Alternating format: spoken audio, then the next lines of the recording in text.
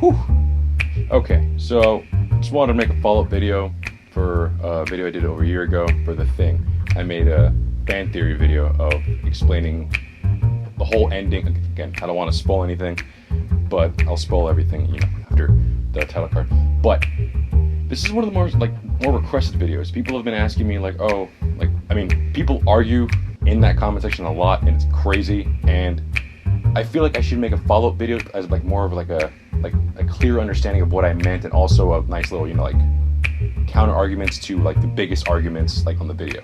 Again, this is a fan theory, so it's not really confirmed or anything, but it's really cool that I'm actually seeing a lot of discussion down the comment section. But just wanted to make this because people have been asking for this one, and by no means am I running out of ideas for fan theories. I have a whole list. It's just this is actually pretty a really cool requested video that I've been getting a lot. So screw it. I'll appease the fans for this one.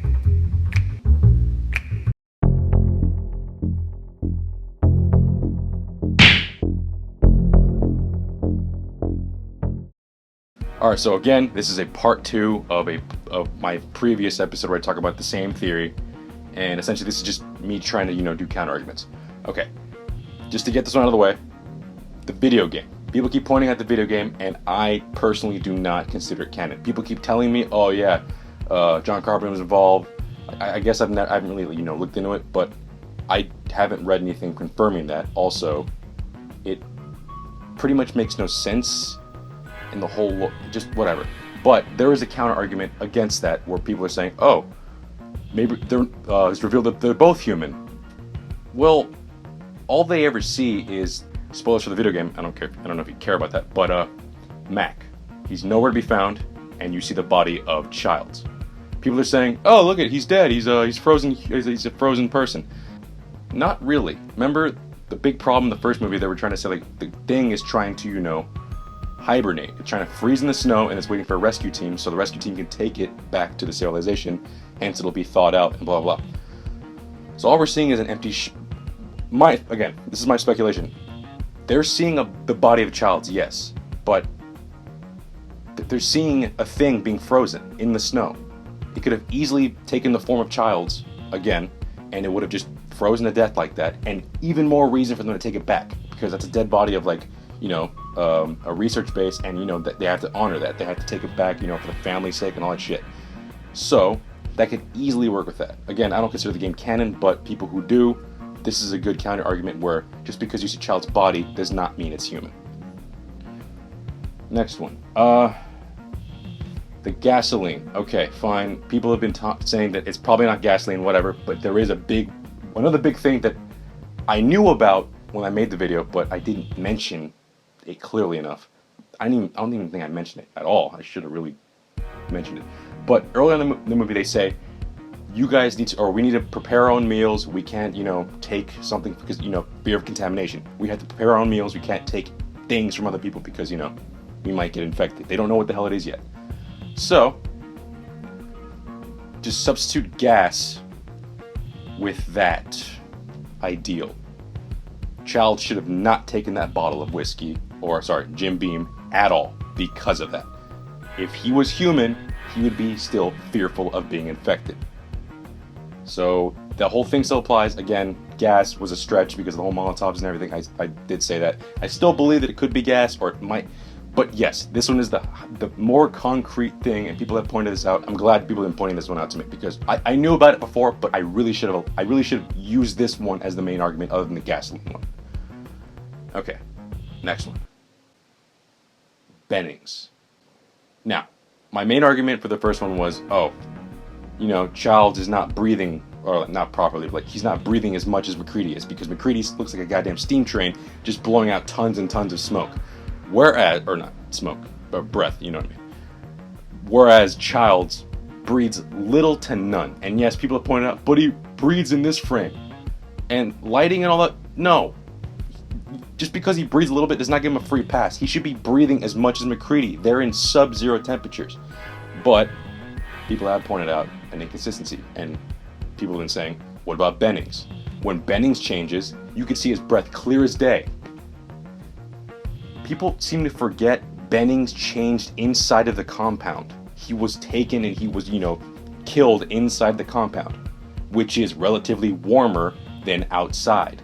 So, again, maybe it didn't, accustom to its temperature, the body temperature, so it accustomed to like the, surrounding area, because again, the thing was frozen at that moment. It just, started like, melting.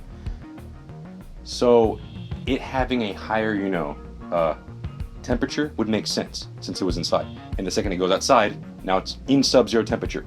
There is a big gap between the temperature inside, because I'm pretty sure they're not going to be freezing their asses off in a compound that's supposed to be built for them to live there for, month on end. They can't live in the cold. So, as it goes outside, and it, stay away from it, it's not Bennings, and it lets out its big-ass yell, you see a lot of breath. And people have been pointing that out, like, but the things can breathe. But see, that doesn't work, because again, the whole sub-zero temperatures, and I get it, they should be breathing like that, but why isn't Childs? Childs is the only one, and you know what, the messed up thing is, he could have easily been changed outside, because we see him running off. He's the only one that we ever see again, and he's the only one that's left alone. So in the end, he runs off outside, we see him running, and it's like, where's Childs going? And when he comes back, no breath. And yes, people are saying, yeah, but he eventually starts to breathe. Could that possibly be, that he's, seeing MacReady breathe, so it's like, oh crap, I don't want to, like, he's like, trying to be incognito. He's like, I need to start, breathing this too. I need to start doing what he's doing. Maybe I don't want to give myself away. And that's one of the mainer, like, the bigger ones. Okay, and there is one final one. I almost left this one out. Big mistake. The earring. People keep pointing out, oh, Childs is an earring. Remember in the prequel, first off, 3 things.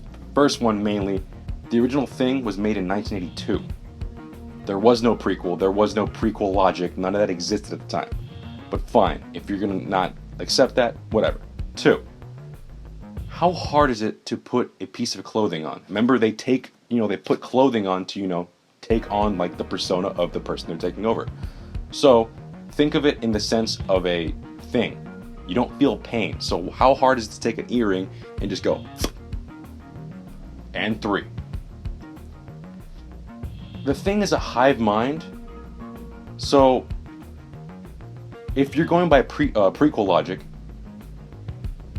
what's stopping it from, learning from its mistakes? It got spoilers for the new one. I don't know if you care also, but spoilers for the new one. At the end of that movie, the Thing, when it gets found out, it gets blasted away because of the earring. So, can't the hive mind think, oh crap, I don't want to get found out again.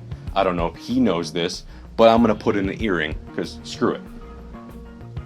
Again, all of this is theoretical. This is just more thing, but these are counter arguments to, like, the main arguments people have been throwing at me. And again, I don't know if I'm right. I don't know if you're right. None of us could be right, or all of us could be right. We don't even fucking know. But the thing is, there are clues, and there's enough clues to put the pieces together. I mean, look at the, because a lot of movies do this. The intro of a movie usually kind of like connects in a way to the ending of a movie. So the beginning of this movie, when we're introduced to Mac, what does Mac do? He plays a game of chess, he loses, he gets pissed off, and throws a freaking, not a bottle, glass of Jim Beam down the computer's throat, and it blows it up. Hilarious. But at the very end, same kind of situation. MacReady's alone, he's drinking Jim Beam. He loses his team. So in this sense, like, his team is chess players. He loses his whole team, everyone's dead. And at the very end, maybe he doesn't win or whatever, but he managed to throw a glass. In this sense, he hands a bottle of Jim Beam to his supposed enemy. Again, you could easily read it like that, or you can't. But there is similarities to the beginning and the end. Again, all theory. But I love talking about this stuff because it's really cool, and I can see that all of you guys in the comment section are actually, enjoying seeing these things too. Like the little intricacies, little things like, oh, that doesn't seem right, that doesn't seem right in the movie. Like, this is why I love film theory. It's great, and nah. I don't want to, just go on a whole tirade again. I'm pretty much done. But I feel like these are like the counter arguments, and if you can argue these over, I don't know if I'm gonna make another follow-up. I mean, that's probably too much. Maybe, who knows? But that is where I stand, and I believe that child is the thing.